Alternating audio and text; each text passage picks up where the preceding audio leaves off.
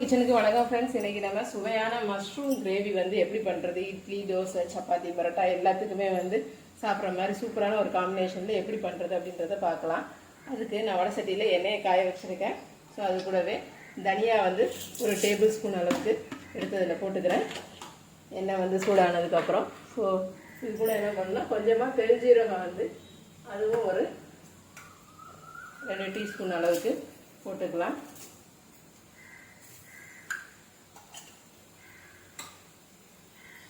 போட்டு இது நல்லா ஃப்ரை ஆகி வரும்போது என்ன பண்ணலான்னா, நம்ம எடுத்து வச்சுருக்கிற வரமிளகா, சின்ன வரமிளகா 2 வரமிளகா போட்டுக்கலாம்.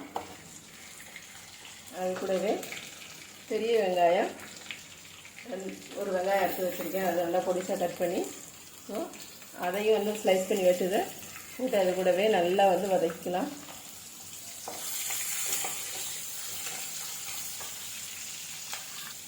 வெங்காயம் நல்லா வதங்கிடுச்சு. இப்போ நம்ம எடுத்து வச்சுருக்கிற ஒரு தக்காளி, பெரிய தக்காளி அதில் போட்டுடலாம்.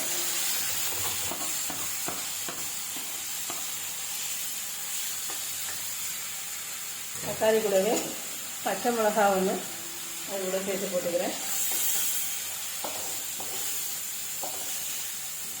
இது நம்ம என்ன பண்ண போகிறோம்னா, தேங்காய் ஒரு கப்பு அரைச்சி வச்சு நல்லா வந்து துருவி வச்சுருக்கேன்.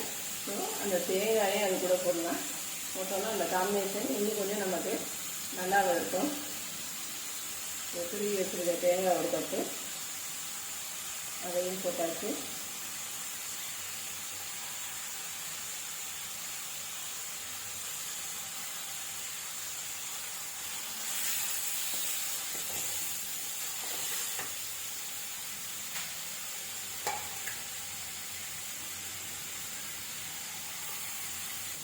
இந்த தேவையான அளவுக்கு கொஞ்சமாக சால்ட்டும் போட்டுக்கிடுவோம். போட்டு எல்லாத்தையும் ஒன்றா நல்லா மிக்ஸ் ஆகிற அளவுக்கு நல்லா வதக்கி எடுத்துக்கலாம். இந்த மாதிரி நல்லா வதங்கி எல்லாம் ஒன்றோட ஒன்று சேர்ந்து வந்துடுச்சு. ஸோ எடுத்து நல்லா ஆற வச்சு கொண்டு வந்துக்கிடுவோம். ஆற வச்சு மிக்சியில் போட்டு அரைச்சி எடுத்துக்கலாம். இப்போ நம்ம இதை அரைச்சி எடுத்துகிட்டு வந்துட்டோம். எடுத்துகிட்டு வந்துட்டு இப்போ என்ன பண்ணலான்னா, நம்ம தனியாக வந்து இன்னும் கொஞ்சம் வெங்காயம் வந்து இன்னொரு வெங்காயத்தை எடுத்து சின்ன சின்னதாக பொடிசாக கட் பண்ணி வச்சுருக்கோம். அந்த வெங்காயத்தை போட்டு நல்லா வதக்கிக்கலாம்.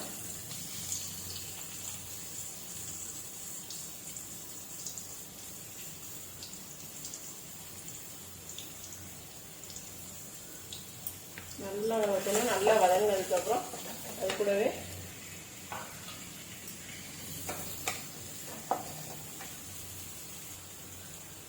தக்காளி ஒரு தக்காளி எடுத்து வச்சுருக்கேன். அந்த தக்காளி அது கூட போட்டு வதக்கிடுவோம். முன்னாடியே நம்ம வந்து தக்காளி போட்டு அரைச்சி வச்சுருக்கோம். இது வந்து கிரேவி வேண்டி அரைச்சி வச்சோம். இப்போ வந்து மசாலா பண்ணுறதுக்கு பண்ணுறோம். இது கூடவே கொஞ்சமாக இஞ்சி பூண்டு பேஸ்ட்டு அரைச்சி வச்சுருக்கேன். ஸோ அதையும் அது கூட போட்டு நல்லா வந்து வதக்கிக்கலாம். பச்சை வாசனை போகிற அளவுக்கு.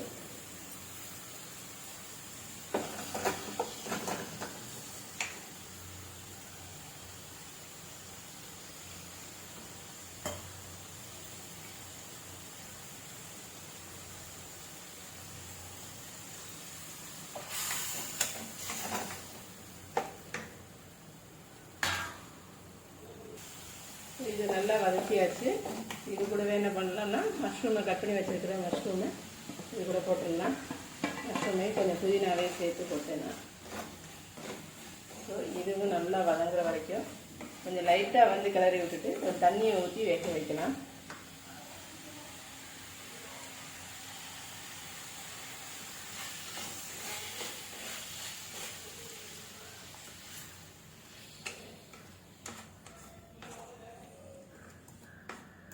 கொஞ்சம் ஒரு அரை கிளாஸ் அளவு தண்ணி ஊற்றினோன்னா போதும். ஏன்னா அந்த மசாலா போட்டும் அதையும் வேக வைப்போம்.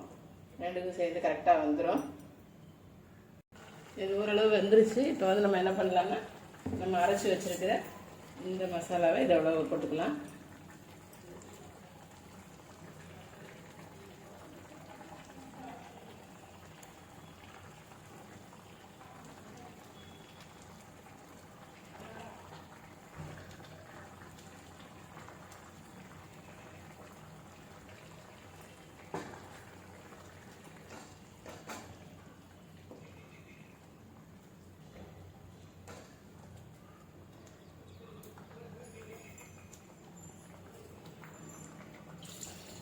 ரொம்ப திக்காக இருக்குது. அதனால் கொஞ்சமாக லைட்டாக அதில் தண்ணியும் சேர்த்து அப்படியே ஊற்றிக்கலாம்.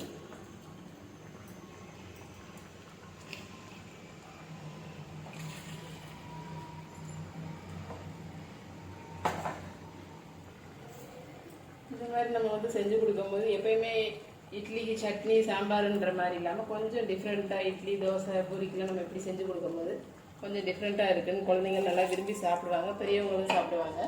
ஸோ இந்த மாதிரி நம்ம வந்து செஞ்சு பார்க்கலாம். நல்லா ஒரு 2 மினிட்ஸ் மட்டும் எல்லாம் ஒன்றோட ஒன்று சேர்கிற வரைக்கும் நம்ம வெயிட் பண்ணலாம்.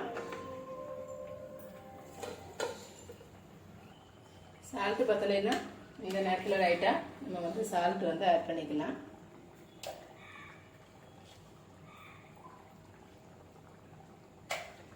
ஸோ அது கூட என்ன பண்ணலான்னா இப்போ கொஞ்சமாக நெய்யை வந்து லைட்டாக அதை வந்து விட்டோம் அப்படின்னா நெய் இருக்குன்னா அந்த வாசத்துக்காக தூக்கி கொடுக்கும், சாப்பிடும்போது நல்லா டேஸ்ட்டாக இருக்கும். அதுக்காக வேண்டி லைட்டாக நெய்யை விட்டு இப்போ சர்வ் பண்ணோன்னா அவ்வளோ ஒரு டேஸ்ட்டாக இருக்கும். நீங்களும் இதே மாதிரியே செஞ்சு பாருங்கள் ஃப்ரெண்ட்ஸ். செஞ்சு பார்த்து இந்த மாதிரி பதத்தில் இருக்கணும். ரொம்ப கெட்டியாக இருக்கக்கூடாது, ரொம்ப தண்ணியாக இருக்கக்கூடாது. இந்த மாதிரி பதத்தில் குருமா பதத்தில் இருந்தால் தான் சாப்பிட்றதுக்கு நல்லா இருக்கும். ஸோ நீங்களும் இதே மாதிரியே செஞ்சு பாருங்கள். செஞ்சு பார்த்து எப்படி இருக்குது அப்படின்றத மறந்துடாமல் கமெண்ட்ஸில் கொடுங்க. புது வியூவர்ஸ் யாரும் பார்க்குறீங்க அப்படின்னா மறந்துடாமல் சப்ஸ்கிரைப் பட்டனை கிளிக் பண்ணுங்கள். அப்போ தான் நான் கொடுக்குற அடுத்தடுத்த வீடியோ நீங்கள் மிஸ் பண்ணாமல் பார்க்க முடியும். Thank you friends. இன்னொரு நல்ல வீடியோடு நான் உங்களை வந்து பார்க்குறேன்.